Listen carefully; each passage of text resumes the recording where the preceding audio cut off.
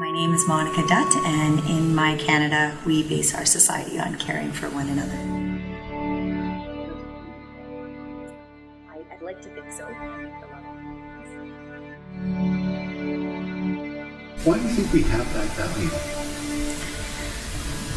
I think it comes from knowing that if we support each other together, we can all do better. And it's not always the case, but I think for something like, say, our healthcare system for Medicare, that's the premise of it, that if we all support our healthcare system, it will be better for all of us in the end. Do you think some of those values are being eroded? Oh, no question at all. I think you can look in all kinds of areas. You can look at income inequality. We see much more income inequality and growing inequality between the wealthy and lower income and people living in poverty. That's one of probably the biggest indicators of how we're starting to kind of separate from one another. Within healthcare, I think we have a really strong healthcare system, but it's being chipped away at, and that's another kind of indication of not having the same belief and motivation to keep something going. It's a provincial thing. So why would we worry about what the feds do? I guess I challenge the premise of that statement that it's a provincial thing. So there's a significant role for the federal government as well as the provincial and territorial government. So the provincial governments kind of design the system, administer it, but the federal government plays a key role in many different ways. So there's the Canada Health Act, which is the fundamental legislation that underlies our entire healthcare system, and that's a federal law that in theory at least the federal government should be enforcing. They fund a significant amount of healthcare, and it's been kind of slowly decreasing, but through transfers to the provinces and territories, they have significant influence in terms of funding.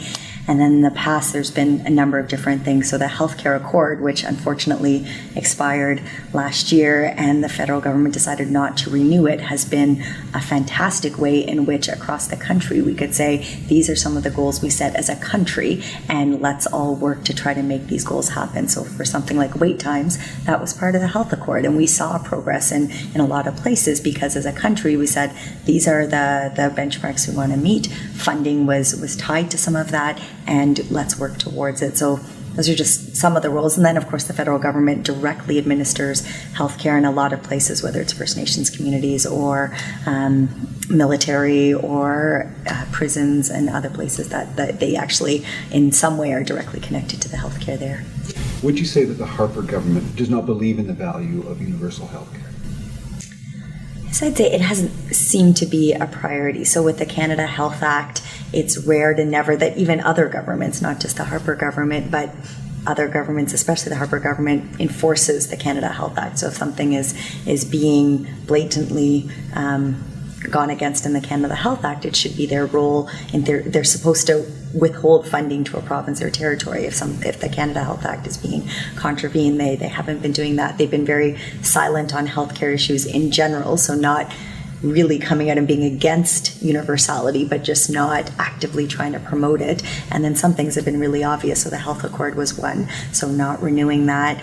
The transfers to the provinces, although they are increasing slowly, it's at a slower rate than before, and provinces like Nova Scotia and some of the smaller places that have older populations are getting less funding than some of the other provinces per capita. So that's been one way that they've not held to universality across the country. And even some of the good initiatives that were in place, like the Health Council of Canada. So there were a few great initiatives across the country that were showing what's happening all across the country and how we're doing as a country, and that funding for that has been eliminated. So some really important pieces of healthcare that they did to contribute to universality have either not been continued or have been completely eliminated. But they must have a plan. They must know where they want to go. I mean, just cutting it is neither here nor there. Governments cut things all the time. There must be a plan. What do you think it is? I don't know. If I knew that would be fantastic. Where do you see it headed, though?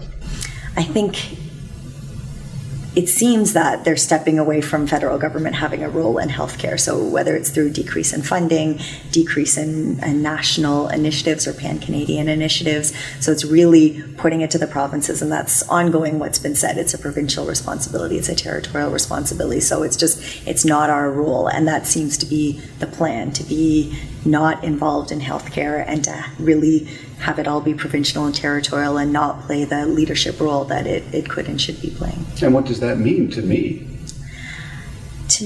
What that means is that we see inequalities across the country. So, for example, national pharmacare has been an issue that I think is getting more and more momentum, and provinces and territories have quite a few of them supported it. What that would be is a system through which you would pay the same amount for drugs in Nova Scotia as you would in BC. And right now we have a huge disparity in what people pay for medications across the country. So when you don't have the federal role involved, it makes it much harder to institute any kind of system across the country, because we do have different systems in every province and territory, and it takes a body like the federal government to be able to bring them together. Mm-hmm. Are we moving towards a more American system? This is like pre-Obamacare American system.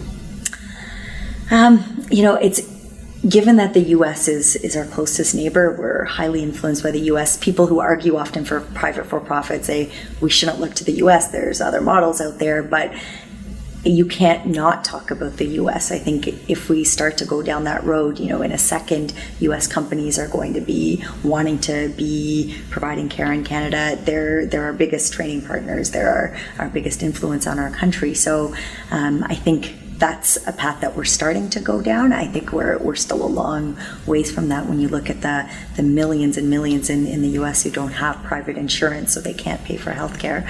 But it's small steps towards something like that. But hopefully we can prevent that from happening, because we still are quite a long ways from that. We still have a very strong healthcare system.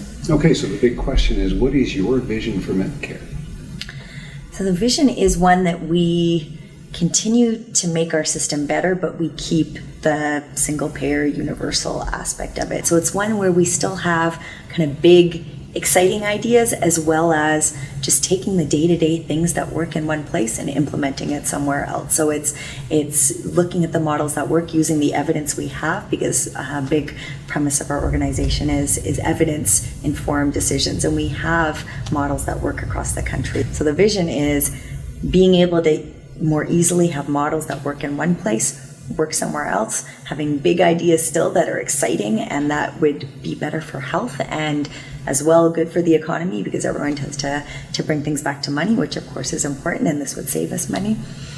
And probably even bigger than that, my main role outside of healthcare system is public health, and that really is about how do we make our communities healthier so that we don't need the healthcare system. It's about poverty in particular. If we address income inequality, if we were able to address something like poverty in a much more comprehensive way, we wouldn't need the healthcare system as much as we do now, and it would be better for all of us. So that's kind of the really big picture, but there's lots we can do within the healthcare system.